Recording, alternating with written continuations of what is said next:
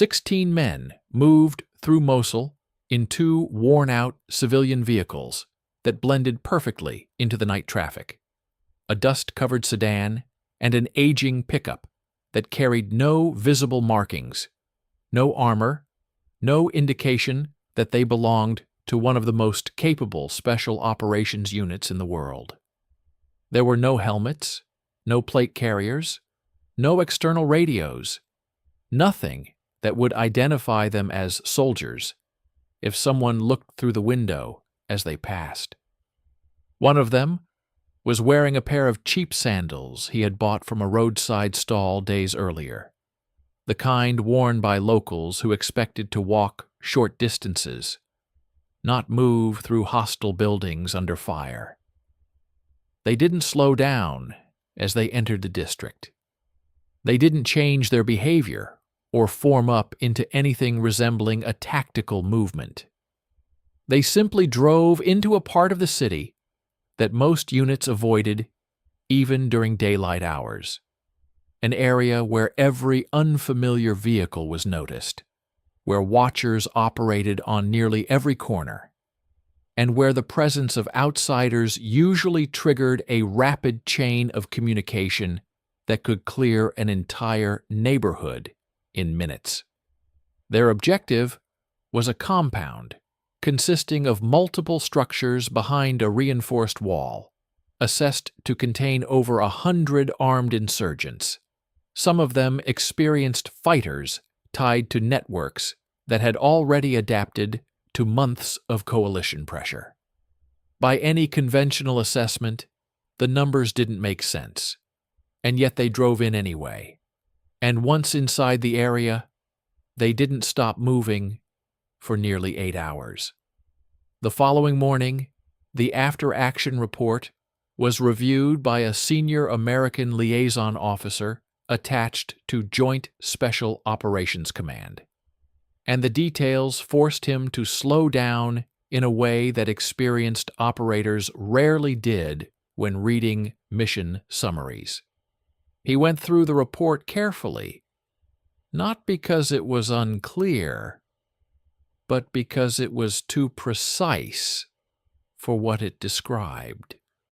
There were multiple engagements, confined spaces, close-range contact, and a numerical disadvantage that should have resulted in casualties on at least one side of the operation.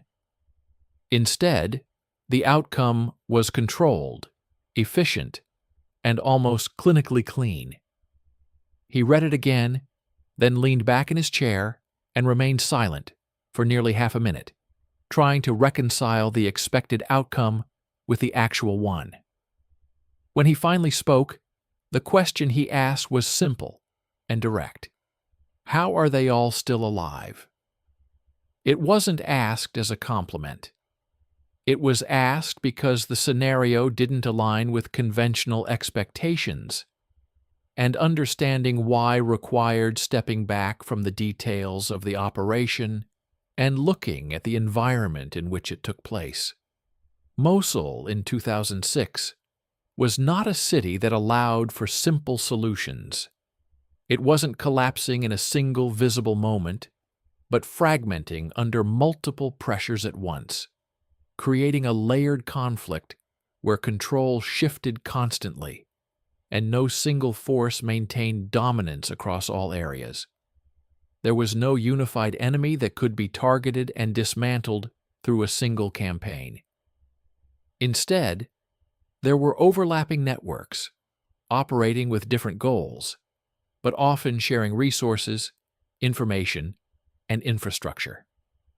Former regime officers provided knowledge of intelligence tradecraft and network construction. Foreign fighters brought experience in external connections. Local militant groups controlled specific districts, and criminal organizations exploited instability for profit. Running through all of it were cells connected to Al-Qaeda in Iraq, coordinating attacks designed to destabilize both the population and coalition forces. The physical layout of the city amplified these challenges. Dense construction limited visibility, narrow streets, restricted movement, and entire neighborhoods functioned as self-contained environments with their own internal logic.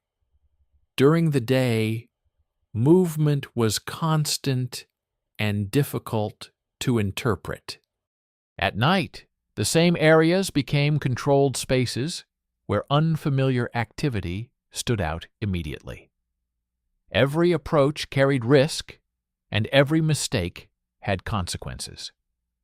The American response relied on scale, applying pressure through increased presence, heavier equipment, and sustained operations designed to dominate terrain. Armored convoys moved through contested districts, projecting force and attempting to establish control through visibility and persistence. Entire units were assigned to specific areas, maintaining a continuous presence intended to disrupt insurgent activity. In certain situations, this approach produced results, but it also introduced limitations. Visibility worked both ways. The same presence that projected control also provided warning. The moment a convoy entered a neighborhood, its arrival was detected, communicated, and acted upon. Doors closed, movement stopped, and individuals who might have been targets disappeared before contact could be made. The enemy adapted by avoiding direct engagement, operating in ways that minimized exposure and maximized survivability. The challenge was not defeating a superior force in open combat, but avoiding it entirely. The British approach diverged from this model by reducing visibility instead of increasing it. Task Force Black, built around elements of the Special Air Service, operated with a significantly smaller footprint, typically maintaining between 40 and 60 operators in theater. In isolation, that number suggested limitation, but in practice, it enabled a different method of operation. Their base reflected the same philosophy, functioning with minimal infrastructure and avoiding unnecessary expansion. There was no attempt to project scale, only to support continuous operations. Movement followed the same principle. Instead of armored vehicles, they used civilian platforms that blended into the environment, allowing them to move without announcing their presence. Teams were small, usually 4 men per vehicle, operating independently without the need for large supporting elements. This reduced their signature and increased their flexibility, allowing them to operate in areas where larger forces would be immediately identified. This method was rooted in a long-standing operational philosophy that emphasized speed, precision, and control over mass. The idea was not new, but its application in a dense urban environment required careful adaptation. The key variable was visibility. In Mosul, being seen often meant losing the initiative. Armored protection provided security in one dimension, but created exposure in another by making movement obvious. Air support added capability, but also signaled intent. Large formations generated force, but sacrificed surprise. Task Force Black reduced these indicators wherever possible, altering appearance, minimizing equipment, and adapting to the environment, rather than imposing a visible presence on it. Operators modified their external profile, growing beards, wearing civilian clothing when required, and selecting equipment based on function rather than standardization. Even small details, such as footwear, were influenced by environmental factors, including noise and movement, because detection during the approach phase could compromise the entire operation. The intelligence process that supported these operations was designed for speed and continuity. Information was collected from multiple sources, including signals intercepts, human intelligence, surveillance, and materials recovered during previous missions. Rather than treating each operation as a separate event, the unit operated within a continuous cycle where each action generated new data that fed directly into the next. This allowed them to act within compressed timelines, sometimes moving on targets within hours of identification. The advantage of this approach was not just speed, but disruption. Networks that relied on mobility and communication were forced into a reactive posture, constantly adjusting to avoid detection while losing the ability to operate effectively. The tempo created pressure that could not be easily countered through traditional methods. Operationally, this translated into a consistent pattern. Missions were conducted at night, using small teams that moved through the city without drawing attention. Routes were selected based on recent observation rather than fixed plans, reducing predictability. As teams approached their targets, they avoided direct contact until the final phase. Vehicles were left at a distance, and movement continued on foot. This transition required a high level of discipline, as the margin for error was minimal. Sound, timing, and movement all had to align with the environment to avoid detection. Teams moved in pairs, maintaining coverage and adapting to conditions in real time. There was no reliance on external support during this phase. The success of the operation depended entirely on the team's ability to reach the objective without being identified. Once in position, the transition to action was immediate and controlled. Entry was conducted using explosive breaching, followed by rapid insertion into the structure. From that point forward, the operation took place in confined spaces, where distances were short and reaction times were limited. Rooms were cleared in sequence, with each operator responsible for a defined sector. Communication was minimal, relying on rehearsed procedures and shared understanding. The environment inside the structure was unpredictable, requiring instant decision-making under pressure. Targets could be armed or unarmed, isolated or surrounded, and the presence of non-combatants added complexity. Precision was critical, as the use of force had to be applied accurately to achieve the objective without creating additional risk. What distinguished these operations was not the absence of danger, but the management of it through preparation and execution. By the time contact occurred, the team had already shaped the engagement through movement, timing, and positioning. Surprise reduced resistance, speed limited exposure, and discipline ensured control throughout the operation. Over time, this approach produced consistent results, allowing a relatively small unit to disrupt networks that were numerically larger and structurally complex.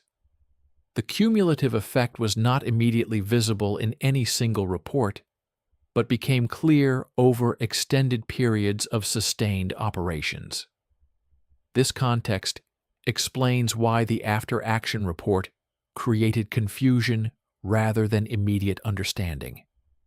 The scenario described did not align with conventional expectations of how such an operation should unfold. 16 men, minimal equipment, a heavily defended objective, extended engagement time, and no casualties suggested an imbalance that required explanation. The answer was not found in any single element, but in the integration of multiple factors working together. The environment, the method, the training, and the execution all aligned to produce an outcome that appeared improbable when viewed through a traditional lens. That is why the question was asked, and why it required more than a simple answer. The vehicles came to a stop 300 meters from the compound. A white sedan and a gray pickup, indistinguishable from dozens of other cars parked along Mosul's narrow streets, waited silently as the operators dismounted. 4 men from each vehicle formed 2 teams, moving in pairs through the shadows of alleys and side streets, careful to avoid any light, any noise, any pattern that might betray their presence. The city at that hour was quiet. The usual background of engines, voices, and distant gunfire subdued, replaced by an almost eerie stillness that amplified every footstep, every movement. Each operator carried a suppressed carbine and a sidearm, minimal kit, and the intelligence gathered over the preceding hours, days, and weeks, stored not in laptops and drones, but in their heads, memorized maps, and printed notes that could be destroyed in seconds. The target was a multi-building compound behind high walls, known to house a senior insurgent operative who had orchestrated bomb attacks and coordinated movement of foreign fighters through northern Iraq. He was considered highly dangerous, known to wear a suicide vest, and had standing orders to detonate it rather than be captured. The intelligence indicated 12 to 15 occupants, at least 8 armed, some trained and capable in close-quarters combat. Every step, every decision, carried consequences measured in seconds and meters. The approach required absolute discipline. The first team moved along a street shadowed by walls 3 meters high, using the geometry of the neighborhood to mask their positions. The second team approached a lower section of the perimeter, identified from aerial reconnaissance and informant reports as scalable with a collapsible ladder. They synchronized their movement using hand signals and prearranged timing, counting the seconds between alley corners, adjusting pace for changes in sound and visibility. The operator in sandals adjusted his step repeatedly to maintain silence. The noise of ordinary footwear on concrete would have betrayed them. The city itself became part of the operation. Walls, doors, even the distribution of street furniture exploited to provide cover, concealment, and tactical advantage. At 01:35 hours, the first team reached the main gate. Simultaneously, the second team was in position on the side wall. A single, sharp signal indicated the breach. The main gate detonated with a controlled strip charge, a deafening but precisely contained explosion that opened the barrier without collapsing adjacent structures. The second team scaled the wall in perfect unison, ladder legs landing silently on the far side. Operators poured into the compound from 2 points at once, movement flowing, rehearsed, near mechanical. The first contact was immediate. An armed sentry, AK-47, raised instinctively by the sudden noise and presence, was engaged at 11 meters. 2 rounds struck his chest, the operator moving past without hesitation.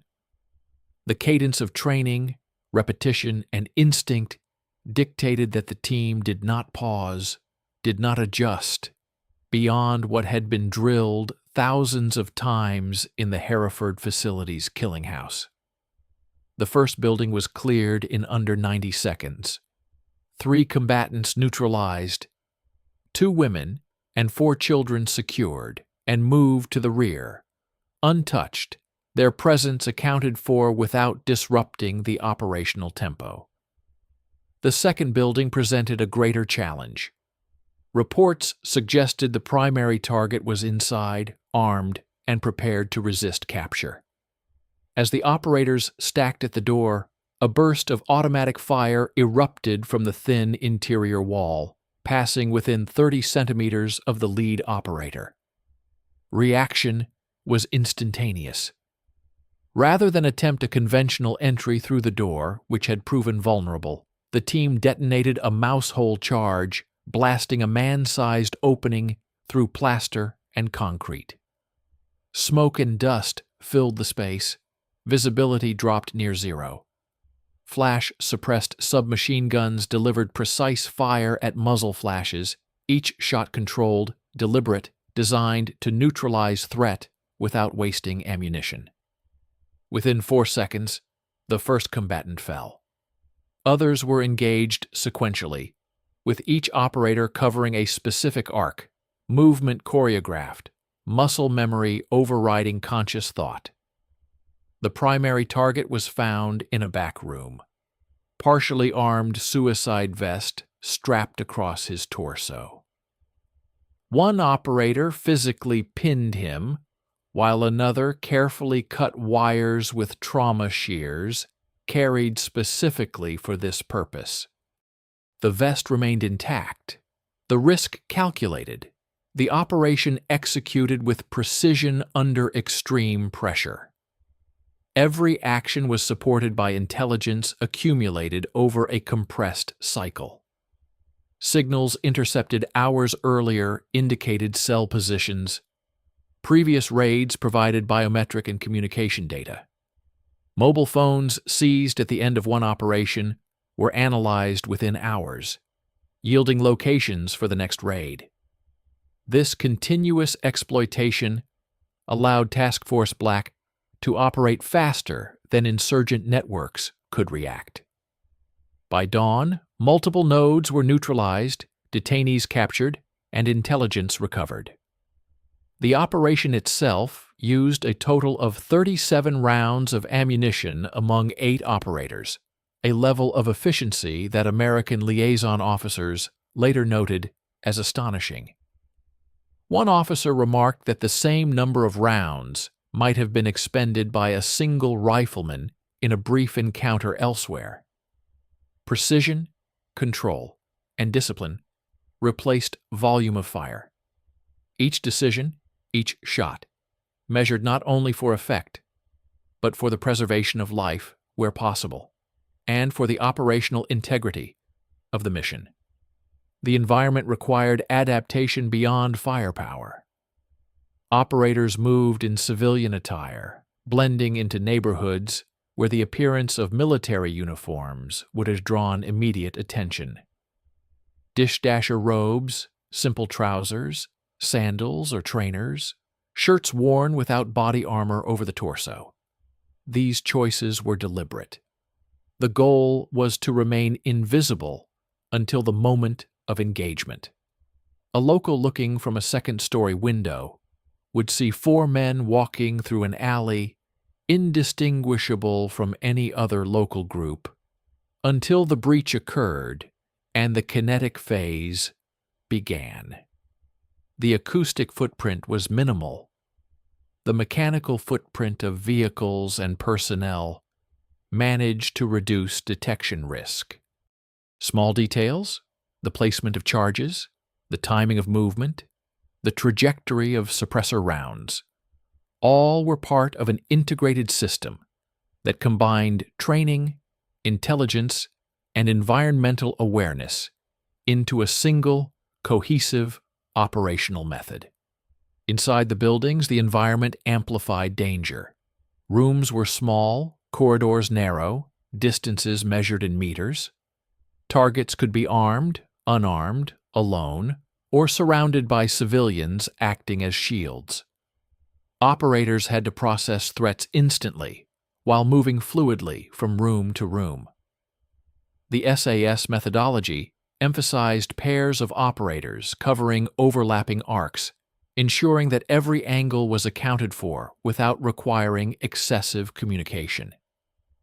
Muscle memory and shared training replaced verbal direction. Each operator knew precisely where to move, when to fire, and how to clear each room. The choreography was so rehearsed that operators reported entering and exiting spaces almost automatically, their minds focused on observation and reaction rather than basic coordination. The violence when it occurred was rapid, precise, and controlled, designed to achieve objectives while minimizing collateral risk and maintaining operational tempo. The cumulative effect of such operations went beyond the individual raid. Every captured phone, document, and biometric sample fed directly into a rapid exploitation cycle that enabled follow-on operations to proceed without delay. By targeting cell leaders and facilitators repeatedly, Task Force Black created a cascading disruption, forcing insurgent networks into constant movement, unable to consolidate or predict patterns. This speed, precision, and operational pressure exceeded conventional forces' ability to respond effectively. It was not the size of the unit, but its integration with intelligence, mobility, and environmental adaptation that produced disproportionate effect. The insurgent networks became reactive, unable to maintain safe havens, communications, or operational continuity. The night raids became a term of fear. Darkness belonged to the SAS, and those who were targeted learned that evasion was temporary at best. By the time daylight returned, the compound had been neutralized as a threat, detainees secured, intelligence captured, and operators extracted. 3 vehicles returned to the staging area, blending into the morning traffic without drawing notice. Not a single member of Task Force Black was injured, despite the presence of armed combatants and booby traps. The efficiency of fire, the control under pressure, the speed of execution, and the integration with intelligence all contributed to an outcome that would have seemed impossible to planners relying solely on conventional doctrine. One operator in sandals, others in minimal protective gear, had executed a multi-hour raid against a fortified position, achieving objectives while expending fewer rounds than a single soldier might use in a brief firefight. Every aspect, from preparation to execution to extraction, reflected institutional knowledge developed over decades, refined in multiple theaters of conflict, and compressed into the methods employed in Mosul. After the operation, American liaison officers and coalition partners studied the debriefs, noting both the audacity and the precision. General Stanley McChrystal of JSOC would later describe similar missions as instrumental in shaping the coalition's operational methodology. The rapid exploitation cycle, pioneered by Task Force Black, find, fix, finish, exploit, analyze, became a template that American units adapted to urban counterinsurgency operations. The SAS contribution was not merely tactical, it was doctrinal, demonstrating how small, well-trained teams could operate faster than networks, several times their size, while maintaining control and minimizing risk. Observers were struck not by the audacity alone, but by the deliberate integration of skill, intelligence, and adaptation. It was a system that converted minimal visible force into maximal operational impact. The raid encapsulated the essence of Task Force Black's philosophy. Speed and surprise replaced volume of fire. Environmental adaptation replaced technological superiority. Intelligence integration replaced reliance on size. And the careful management of risk, down to footwear and approach routes, ensured that operators retained initiative at every stage. Over the course of months and years, this approach produced results that exceeded expectations, disrupted insurgent networks, and saved lives. The methods, when documented and studied, became a reference for coalition forces operating in similarly complex urban environments. The audacity of entering a fortified compound in civilian clothes, executing rapid, precise actions, and leaving without casualties illustrated the potency of a unit operating at the intersection of skill, experience, and tactical philosophy. By late 2006, these operations had become routine, each raid building on the previous one, reinforcing methods, refining timing, and integrating new intelligence streams. The cumulative effect was operational dominance in select areas of Mosul, creating conditions where insurgent networks struggled to survive. Leaders who survived one night raid often fell victim to the next, their locations revealed through the continuous cycle of exploitation. The SAS did not rely on brute force. They relied on speed, observation, and understanding of the environment. The efficiency of movement, the integration of intelligence, the choreography of entry, and the discipline under fire transformed what appeared on paper as a small, minimally equipped team into a force capable of reshaping operational dynamics in one of the most dangerous cities on Earth.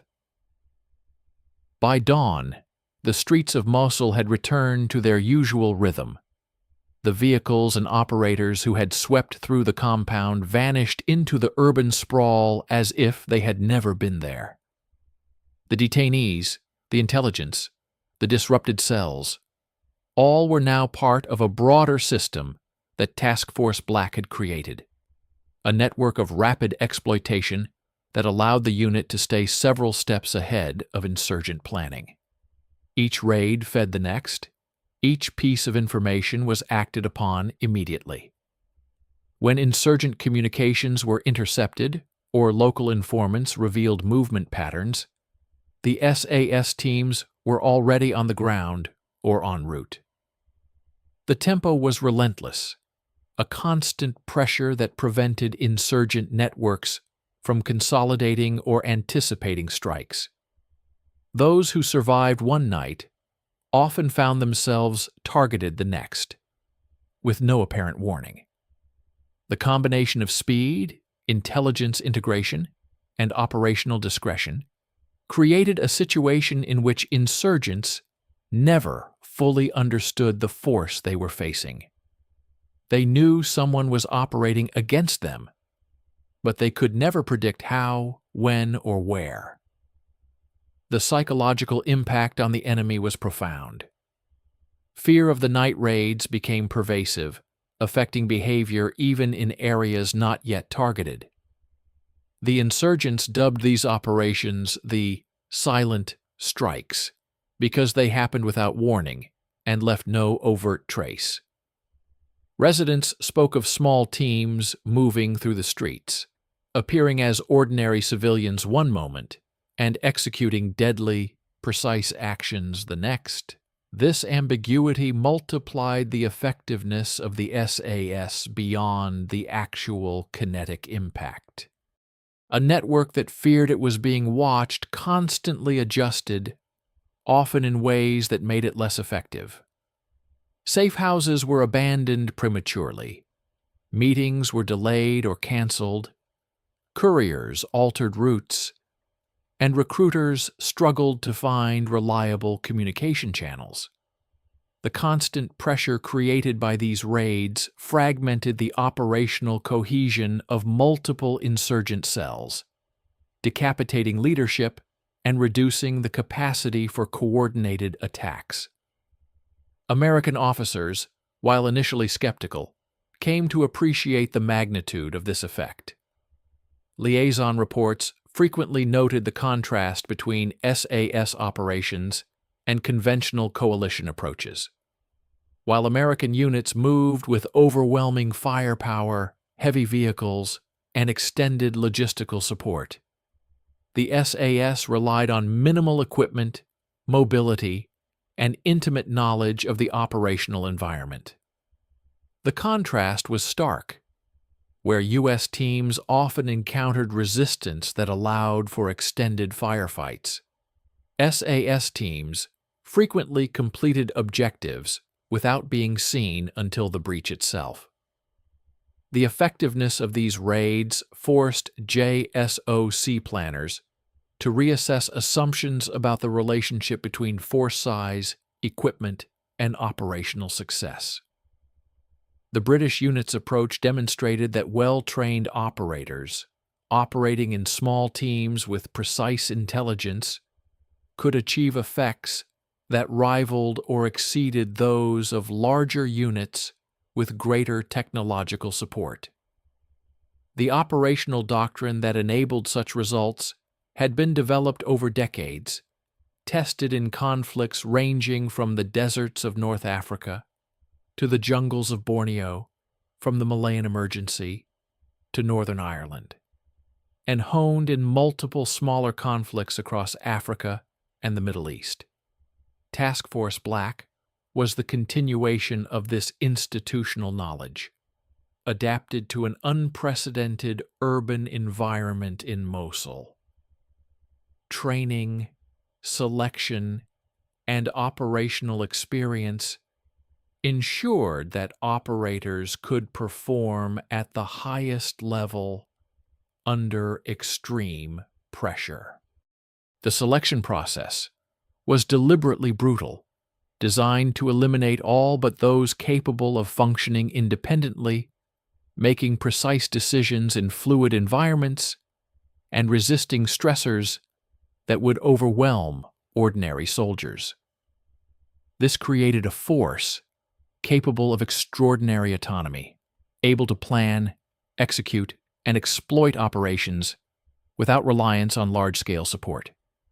Each operator carried not only weapons and gear, but also the cumulative lessons of decades of previous conflicts. The efficacy of Task Force Black's raids relied equally on discipline and adaptability. Operators followed a strict cycle: approach, observe, isolate, breach, engage, secure, exploit, and extract. Each phase required meticulous timing and situational awareness. Errors were mitigated through redundancy in planning, rehearsed contingencies, and a culture that emphasized initiative and decision-making at the smallest team level. The urban terrain itself became a variable to manipulate. Alleys, walls, rooftops, and street furniture were all used to the team's advantage. The timing of the breaches was critical, coordinated with intelligence about guard rotations, local activity patterns, and environmental conditions. The precision of execution minimized risk, while the integration with exploitation processes maximized operational impact. Perhaps the most striking aspect of these raids was the economy of force and action. Operators expended minimal ammunition, conducted operations with small teams, and avoided unnecessary exposure, yet produced results far exceeding what might have been expected from the resources employed. The use of civilian clothing, footwear adapted to reduce noise, and minimal visible equipment was not casual or reckless. It was an extension of the operational doctrine that prioritized invisibility and initiative over armor and firepower. Sandals, light trainers, and casual robes allowed operators to approach undetected, while their knowledge of entry points, interior layouts, and insurgent behavior ensured that once contact occurred, it was decisive and controlled. In several cases, the SAS operated for hours within compounds, clearing multiple buildings and capturing key individuals without sustaining any casualties, a testament to their skill, discipline, and preparation. The cumulative intelligence gained through these raids also transformed the coalition's operational capabilities.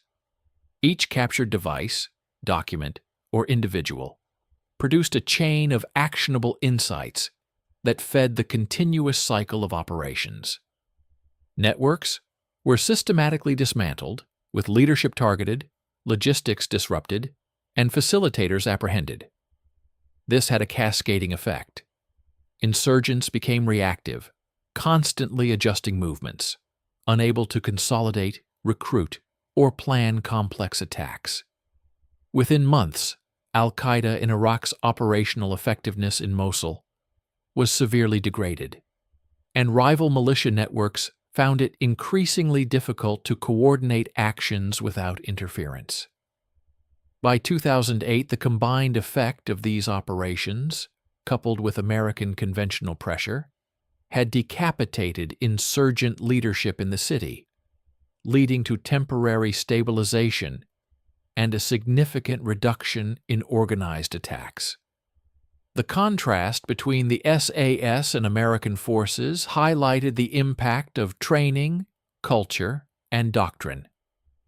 While American Special Operations units had access to extensive technological and logistical resources, including real-time drone feeds, specialized helicopters, and dedicated intelligence personnel, the SAS achieved comparable and often superior results with a fraction of the support. This forced a re-evaluation of assumptions about resource dependence in counterinsurgency. Effectiveness was not solely a function of technology or force size, but of understanding the operational environment, leveraging skill, and exploiting intelligence rapidly. The lessons learned during these operations influenced coalition practices, with American units adopting elements of the SAS methodology, including rapid exploitation cycles, covert urban movement, and small team autonomy. The human dimension of these operations also demonstrated the psychological resilience required to operate under extreme conditions. Operators faced threats ranging from armed combatants and improvised explosives to the presence of civilians used as shields.